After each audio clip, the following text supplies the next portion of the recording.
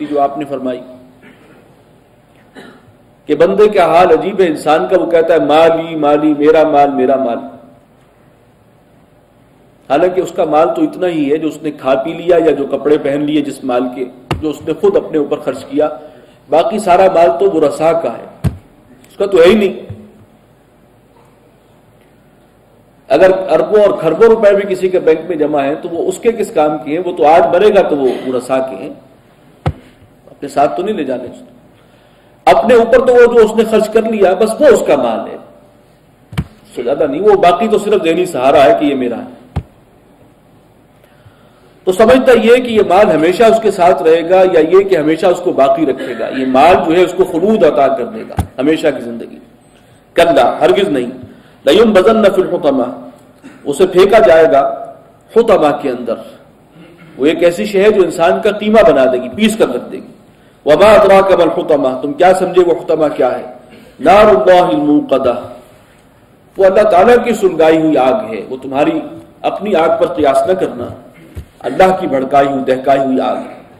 الَّتِي تَطَّلِعُ عَلَى الْأَفْئِدَةِ، وہ ہے کہ وہ جھانکے گی دل پر، یعنی دل پر اس کا اثر پہنچے گا، دل تک چڑھے گی۔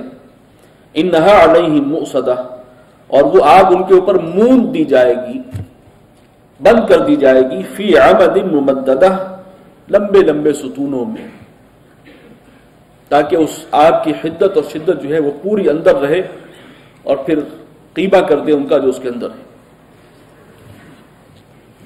سورۃ الفیل، بسم اللہ الرحمن الرحیم۔ الم تر کیف فعل ربک باصحاب الفیل، کیا تم نے غور نہیں کیا، دیکھا نہیں کہ کیا معاملہ کیا تمہارے رب نے ہاتھی والوں کے ساتھ؟ الم یجعل کیدہم فی تضلیل، کیا اس نے ان کی چال کو، ان کی تدبیر کو بالکل برباد اور بیکار کر کے نہیں رکھ دیا؟ وارسل علیہم طیرا ابابیل، اور بھیجے ان پر وہ پرندے کے جو جھنڈ کے جھنڈ آ رہے تھے، ترمیہم بحجارۃ من سجیل، اور وہ اصحاب فیل پر وہ جو لشکر آیا تھا ابرہہ کا جس میں ہاتھی بھی تھے، وہ پرندے ان پر پھینکتے تھے پتھریاں کنکر کی، سنگ گل کی۔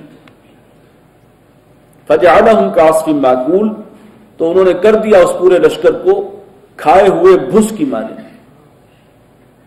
مشہور واقعہ ہے، حضور صلی اللہ علیہ وسلم کی ولادت سے ٹھیک 50 دن پہلے ابرہہ نے حملہ کیا تھا، اور اس کا ہدف یہ تھا کہ خانہ کعبہ کو مسمار کر دے۔ اس نے اپنے ہاں بھی، وہ یمن کا بادشاہ تھا، تو صنعاء میں جو کیپٹل ہے یمن کا، اس میں ایک بہت بڑا معبد تعمیر کیا، کرسچین تھا، عیسائی تھا، گرجا بنایا، اور اس کو بہت شان و شوکت والا، اس میں بڑی سہولتیں رکھی کہ لوگ جو ادھر جاتے ہیں حج کرنے تو ادھر مائل ہوں، لیکن اس میں ناکامی ہوئی۔ پھر کسی عرب نے جا کر وہاں کوئی انتقاماً کچھ غلاظت بھی بکھیر دی تھی، عربوں کو بھی بڑا غصہ تھا کہ اس نے اپنے ہاں ایسی چیز بنائی ہے اور کوشش کی ہے لوگوں کو بیت اللہ سے ادھر پھیرنے کی۔ بہرحال پھر وہ غضبناک ہو کر حملہ آور ہوا، اس کے لشکر میں ہاتھی بھی تھے، رستے میں جو بھی قبیلہ آتا تھا اس کو لوٹ مار کر کے ہلاک کرتا ہوا آگے بڑھا۔ جب مکہ کے قریب پہنچے ہیں تو عبد المطلب حضور صلی اللہ علیہ وسلم کے دادا، وہ متولی تھے اس وقت کعبہ، تو انہوں نے دیکھا تو انہوں نے سب کو مشورہ دیا کہ جس کا گھر ہے وہ اپنے اس گھر کی حفاظت خود کرے گا، تم اپنی جانیں بچاؤ۔ تو شہر چھوڑ کر وہ لوگ پہاڑیوں میں چھپ گئے، اور پھر اللہ نے جس کا وہ گھر تھا اور ہے اپنے گھر کو بچایا۔ وادی محصر میں جو قریب ہے مکہ کے، وہاں پہنچا ہے وہ لشکر، تو سمندر کی جانب سے جو ہے جھنڈ کے جھنڈ پرندوں کے آئے ہیں، چھوٹے چھوٹے پرندے ہیں، ان کے چونچوں میں اور پنجوں میں کنکریاں تھیں، اور وہ انہوں نے برسائے اوپر سے، تو بلٹ کا کام کیا، اور پورا لشکر ہاتھیوں سمیت جو ہے وہ بھس ہو گیا، ختم۔ یہ گویا حضور صلی اللہ علیہ وسلم کی دنیا میں آمد سے قبل اللہ نے اپنی قدرت کا ایک مظاہرہ کر کے دکھایا تھا اہل عرب کو، یہ نوید تھی حضور صلی اللہ علیہ وسلم کی آمد کی۔ سورہ قریش، بسم اللہ الرحمن الرحیم۔ لإیلاف قریش، اب یہ انہی قریش مکہ سے خطاب ہو رہا ہے جن پر اللہ کے احسانات تھے۔ لإیلاف قریش ایلافہم رحلۃ الشتاء والصیف، اس لیے کہ مانوس رکھا قریش کو سردی اور گرمی کے سفر سے انہیں مانوس کرنا۔ یہ اللہ تعالیٰ نے جو ان پر احسان کیا تھا کہ تجارتی سفر ان کے ہوتے تھے، گرمیوں میں شام کی طرف، سردیوں میں یمن کی طرف، اور ان کی مونوپلی تھی اس ٹریڈ پر۔ یہ کس کی وجہ سے تھی؟ فَلْيَعْبُدُوا رَبَّ هَٰذَا الْبَيْتِ، چاہیے کہ وہ بندگی کریں اس گھر کے رب کی۔ یہ گھر، یہ بیت اللہ، جس کی وجہ سے انہیں یہ مونوپلی تھی، ان کو یہ اعزاز حاصل تھا کہ کوئی ان کے قافلوں پر حملہ نہیں کرتا تھا، اور وہ بڑی تسلی کے ساتھ جو ہے وہ سفر کرتے تھے گرمیوں میں بھی اور سردیوں میں بھی۔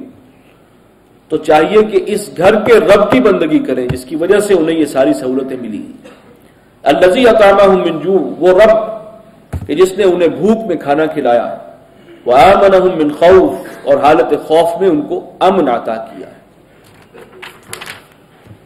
سورۃ الماعون، بسم اللہ الرحمن الرحیم۔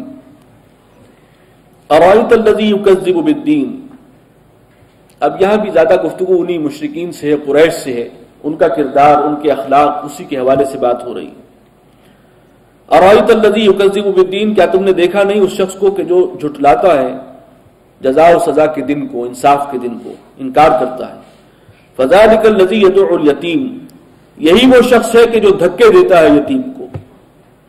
اللہ کو اور آخرت کو نہیں مانتا تو اس کا اپنا اخلاق اتنا پست ہے کہ یتیم جو معاشرے کا سب سے کمزور طبقہ ہے، جو رحم کا سب سے زیادہ مستحق ہے، اسے دھتکارتا ہے، دھکے دیتا ہے۔ ولا يحض على طعام المسکین، اور مسکین اور محتاج کو کھانا کھلانے کے لیے کسی کو آمادہ بھی نہیں کرتا، کسی کو اکساتا بھی نہیں۔ خود تو بے توفیق ہے ہی، کسی اور کو کہنے کی بھی توفیق نہیں ہے۔ فویل للمصلین، تو خرابی اور ہلاکت ہے ان نمازیوں کے لیے، الذین هم عن صلاتهم ساہون، وہ کہ جو اپنی نمازوں سے غفلت برتتے ہیں، بے خبر ہیں۔ الذین هم یراؤون، وہ لوگ کہ جو دکھاوا کرتے ہیں، نماز بھی پڑھتے ہیں تو صرف دکھانے کے لیے۔ وَيَمْنَعُونَ الْمَاعُونَ، اور معمولی چیزیں جو ہے برتنے کی، ان میں بھی بخل سے کام لیتے ہیں، منع کرتے ہیں، ایک دوسرے کو دینے کے لیے تیار نہیں ہے، روادار نہیں ہے۔ یہاں جو نماز کا ذکر آیا ہے، اس میں ایک تو مفہوم عام ہے کہ جو لوگ بھی نماز سے غافل ہیں، نماز کے اندر یا تو پابندی سے پڑھتے نہیں ہیں، غفلت کر رہے ہیں، سستی کر رہے ہیں، یا یہ ہے کہ کچھ پتہ ہی نہیں ہے، بس ایک ایکسرسائز ہے جو کر رہے ہیں، جو نماز کا حق ہے وہ ادا نہیں ہو رہا، جس طرح سے نماز پڑھنی چاہیے اس طور سے نماز نہیں پڑھی جا رہی، یہ بھی غفلت ہے۔ یا جو دکھاوا کرتے ہیں، دوسروں پر اپنے دینداری کا روب جمانے کے لیے نماز پڑھ رہے ہیں، یہ سب ان کے لیے تباہی اور بربادی ہے، خرابی ہے۔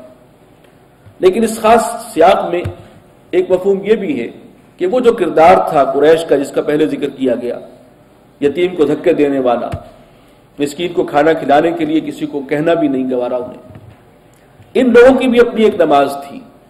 چنانچہ سورہ انفال میں اس کا ذکر ہے، وَمَا كَانَ صَلَاتُهُمْ عِنْدَ الْبَيْتِ إِلَّا مُكَاءً وَتَصْدِيَةً، یہ نماز کا انہوں نے حشر کیا تھا کہ سیٹیاں بجانا اور تالیاں پیٹنا، اس کو وہ نماز کہتے تھے اپنی بیت اللہ کے گرد۔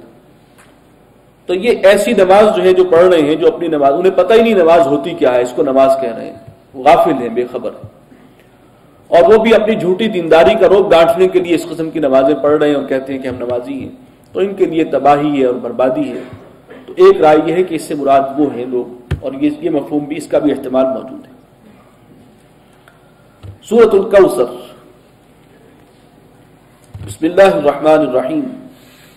انا اعطیناک الکوثر، ایک وہ لوگ ہیں جن کا وہ حال ہے، اور اے نبی آپ پر جو اللہ کا فضل ہوا، ہم نے آپ کو کوثر عطا فرمائی۔ کوثر سے مراد ہے بہت بڑا خیر، خیر کثیر، اور اس کا ایک مصداق وہ ہے جو حوض کوثر، جس کے ساقی ہوں گے آپ میدان حشر میں صلی اللہ علیہ وسلم، تو وہ اس کا مظہر ہے۔ ویسے تو ہر اعتبار سے خیر سے نوازا ہے اللہ نے، یہ قرآن، یہ وحی، یہ بھی خیر کثیر ہے۔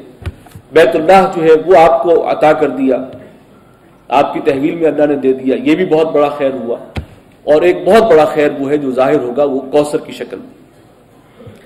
فصل لربک وانحر، تو اے نبی آپ تو نماز پڑھیے اپنے رب کے لیے اور قربانی کیجیے اسی کی خاطر۔ آپ کی نماز، آپ کی قربانی اسی رب کے لیے ہے جس نے آپ کو اس خیر سے نوازا ہے۔ ان شانیک هو الابتر،